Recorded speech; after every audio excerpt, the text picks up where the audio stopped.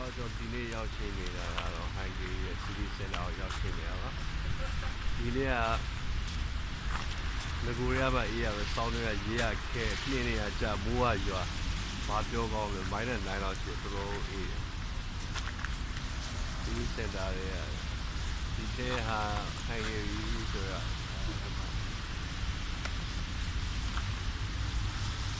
လူရတော့လာတော့ကဲကဲနေတော့အဲ့တော့နေကြလား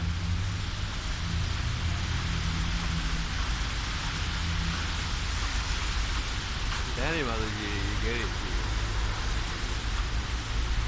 ဟိုတို့ခဲပြီး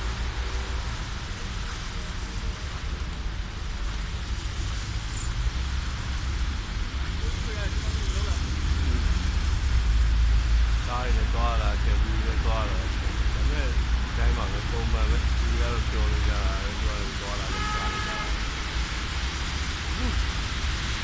တော့ဒီမှာလည်းတိုင်းဒီ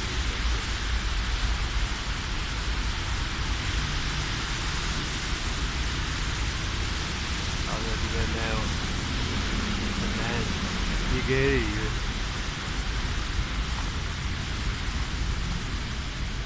ဒီကေးရီကဲဒ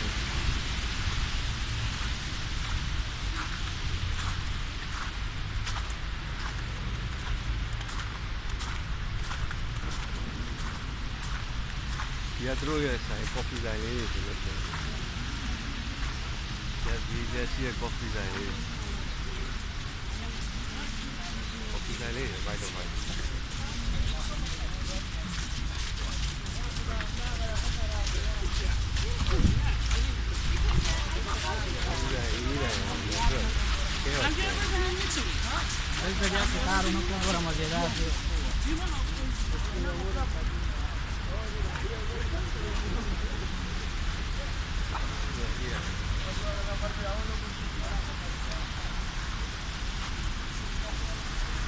ဒီမှာလို့ဆိုရင်ဒီရမ်းခဲတဲ့နေရာဆိုချော်ရမ်းလေးတဖုံးဖုံးနဲ့ပဲဆို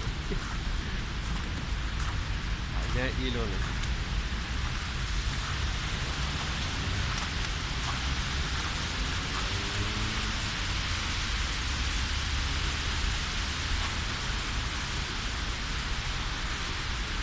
ဘာထုံးလဲဆောက်ရဒီ